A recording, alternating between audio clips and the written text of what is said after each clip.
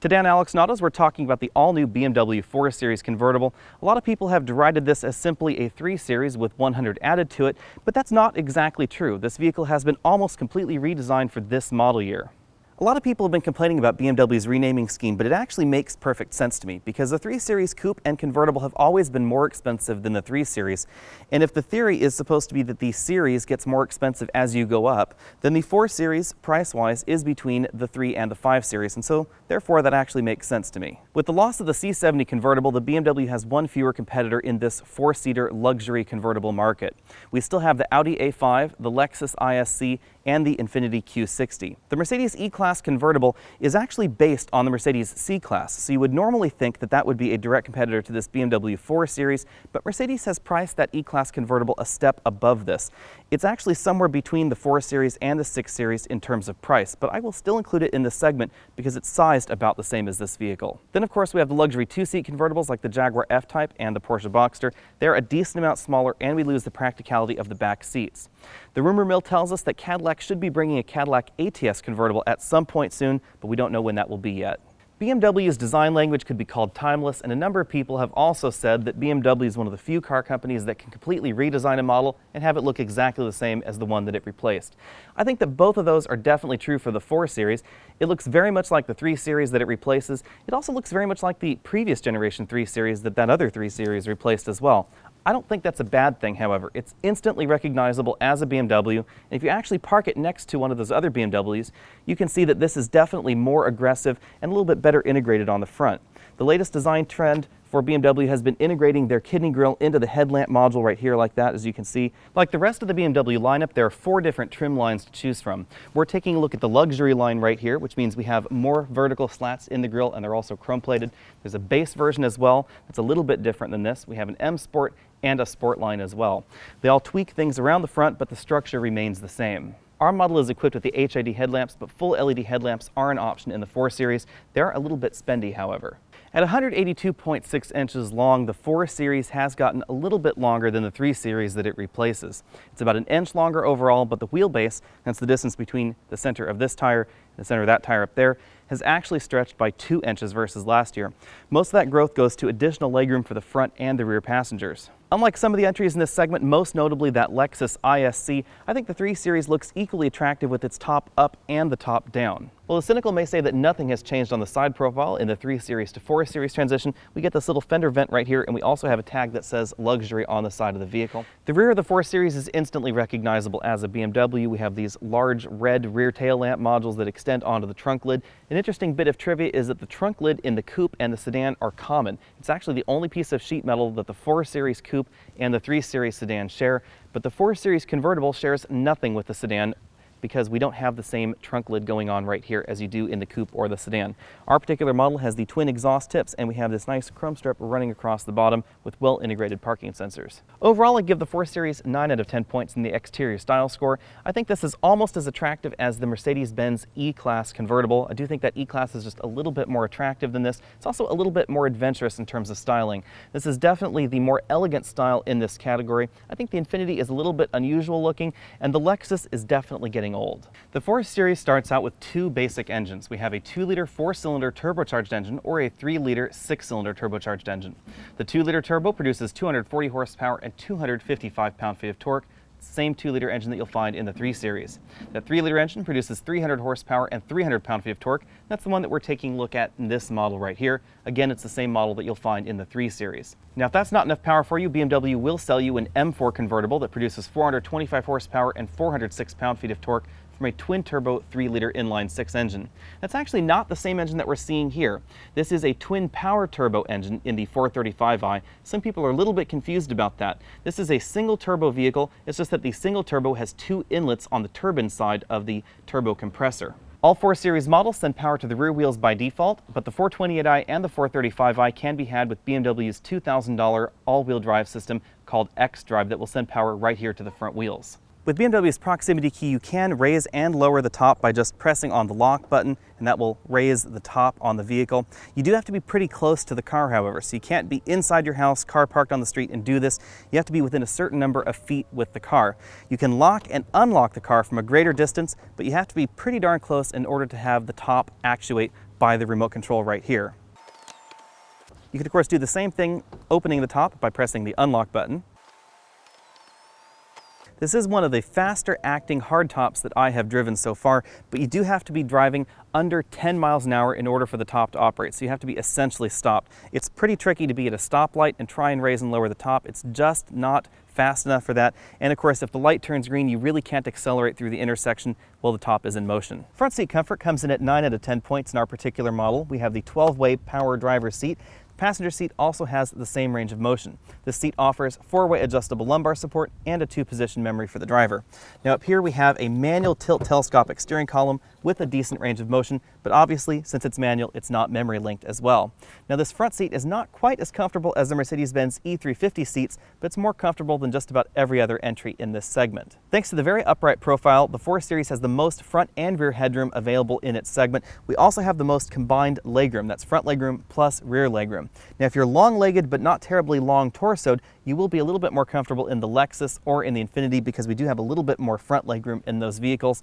But this vehicle provides the most front and rear legroom, so you can actually fit 4 adults in this vehicle, which we're going to take a look at now. Getting into the back seat is very easy. We have this manual release handle right here, and this button arrangement allows you to move the seat rearward or forward. It automatically stops where the driver had the seat set, but you can press it again to move it further forward. I'll go ahead and hop right back in here to see how easy it is to get in the back. And as you can see, it's fairly comfortable back here.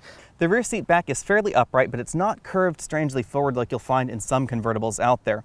Most notably that Jaguar XK convertible that's now no longer sold. That Jaguar XK had a very strangely curved back seat, so you actually had to kind of assume the fetal position in the vehicle in order to fit in the back seat. That's not going on in the 4 Series. I could actually sit back here for a solid hour. I don't know if I could sit back here for a solid hour with the top down, but top up I could probably do it.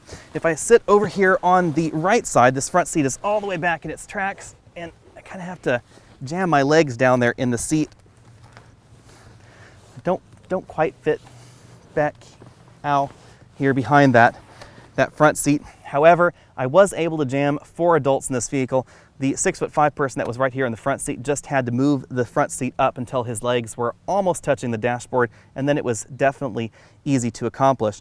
The takeaway from this, however, is that you can fit a very tall person in the front seat very easily in this vehicle because the front seat does move quite far back. I'm going to go ahead and close the lid now so we can see how that looks from the back seat. And I'm going to stop right there because we don't need to have the rest of the lid in place in order to see headroom for the back. If I can extricate myself there from that other side. Now this is a solid 4-seater, so there's no center seat in the 4 Series. But as you can see right back here, if I'm sitting very upright in this seat, my hair is barely touching the ceiling. It's actually fairly comfortable. Let's go ahead and close the lid the rest of the way so we can see how that looks. Now getting in and out of the back seat is just about as convenient as it is in any coupe out there. We can power this front seat forward a little bit further, as you can see. It's going to take a decent amount of time for that seat to move forward. It's because it's all a power mechanism right there. But it is pretty easy to get in and out because we don't have any B-pillar in this vehicle. Let's start off our interior walk around by taking a look right here at the back seat. In addition to that folding rear seat back, we also have a ski pass-through. This actually comes out as one entire module, and then it locks right back there into the seat back.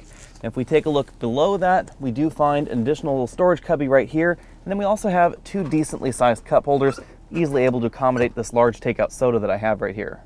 Moving over to the front seats, we have headrests that move in and out as well as up and down. They're 4-way adjustable headrests. There's a button right over here on the side that adjusts the forward-backward function. Up and down is a button right down here on the bottom of the headrest. You can see a little closer this neck warming vent right here that is optional in the 4 Series convertible. And we have seat belts that are integrated right here into the seat back. This allows the seat belt to stay in position whether the seat is reclined or whether you move it forwards or backwards. It also helps prevent it from flapping around if you're driving top down.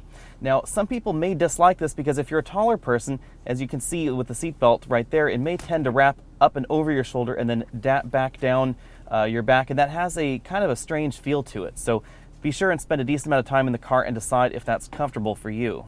Moving on over to the door panels, we have soft touch plastics on the upper side of the door and on the lower side of the door right there in black. The center section is leather, and that's because we have the leather interior option in our particular 4 Series that we're looking at right here. By default, the 4 Series does come with leatherette like you find in a wide variety of BMW and other luxury models. Leather is an option. Right over here on the door handle, this is real wood trim. However, it is stained very darkly, so it doesn't really appear like wood in this particular video, but it is. We also have this metal effect trim running right across here. This is not actually metal trim in our particular vehicle. You can get it in 3 different colors. You can get it in blue, red, and this silver effect trim.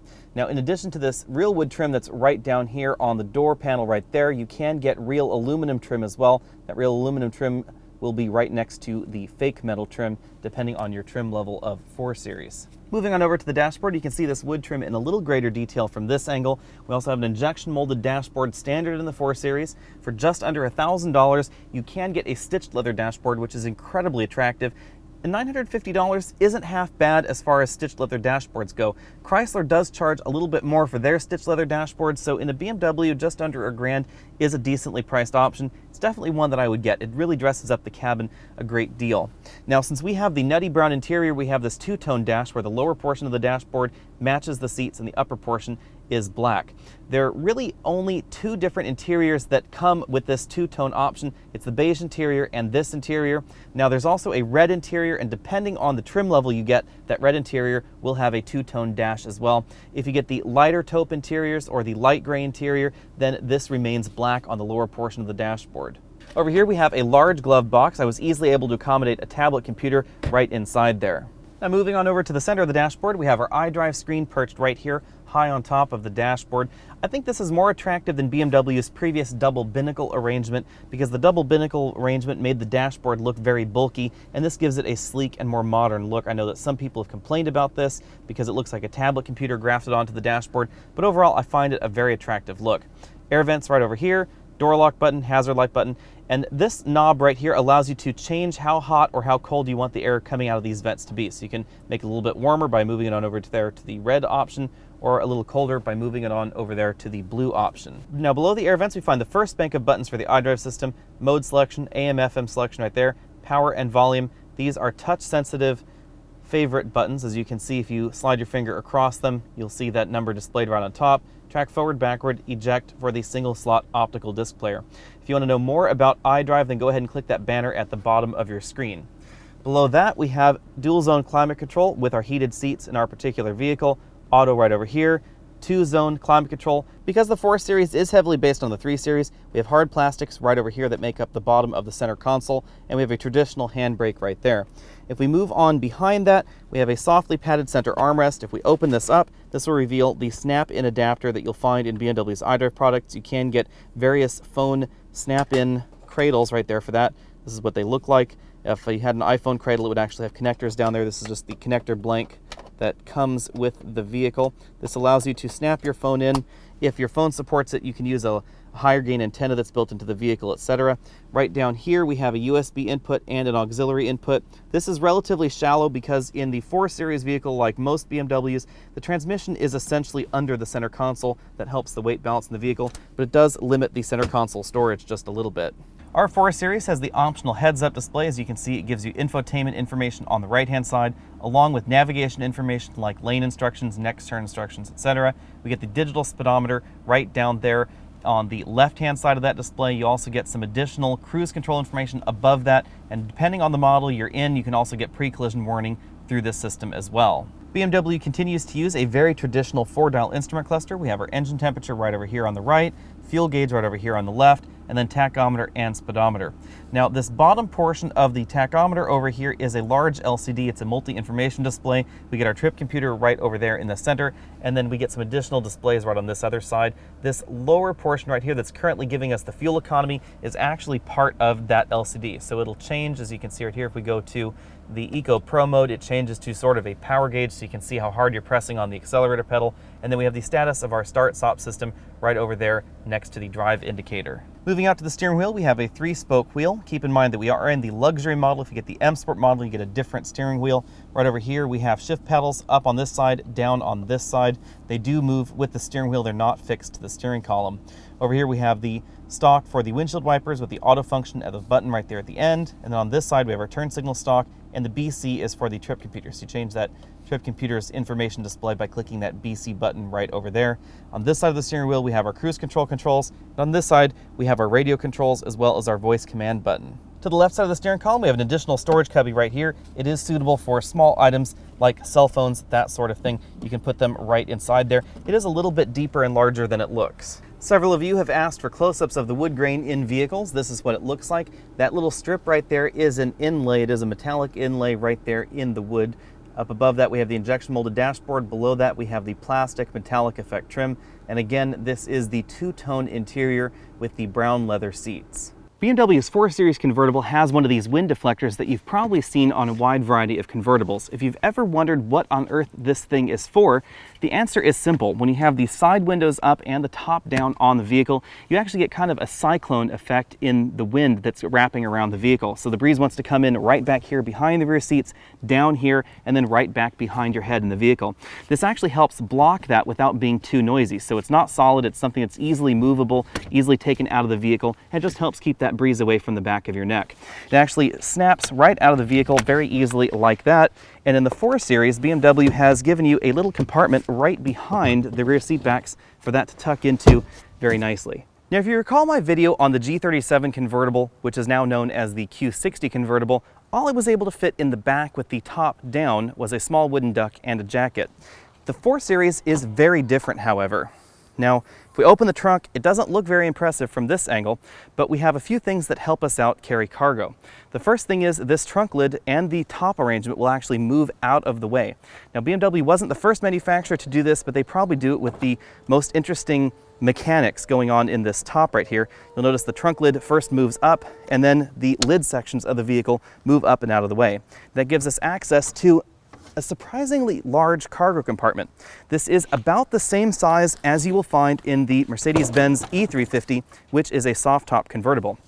This is a 26-inch roller bag, and I'm going to shove that all the way back in there. This is a 24-inch roller bag, and surprisingly enough, I can jam that right in there as well. This cargo lid will actually close. Put the lid right back on top of it. And then I can close the trunk lid. And as you can see, an incredible amount of cargo carrying capacity right back there, even though we have a hard top. Now, if you do put the top up on the vehicle, you can put a little bit more in the trunk. However, the trunk area is still going to be a little bit strangely shaped because of the mechanisms for making the trunk and the lid of the vehicle fold right back here into the trunk. You can fit one bag of golf clubs right back here, but you can't fit two. I bet you weren't expecting this camera angle, nor were you expecting the 4 Series to get 10 out of 10 points in my exclusive Trunk Comfort Index. This is all because we have an extraordinary amount of cargo space back here. We also get some lights and a 12-volt power outlet. The biggest thing, however, is we have a trunk pass-through that's pretty darn large and folds right out of the rear seats. Practicality was obviously a big design consideration in the 4 Series. Even though this is a convertible, we do have a trunk pass-through that's reasonably sized right here in the back seats. Now, the reason most manufacturers don't do that is because this does compromise a little bit of structural rigidity. Even though the 4 Series is very rigid, it would be even more rigid if we didn't have this trunk pass-through, but I'd rather have the pass-through than not. Based on viewer feedback right here at YouTube and over at facebook.com/AlexandAutos, this video is going to end here. If you want to know more about how the 4 Series drives, how it prices, and stacks up to the competition, then go ahead and click that button right below my head, and you'll be taken on over to part 2 of 2 on the BMW 4 Series.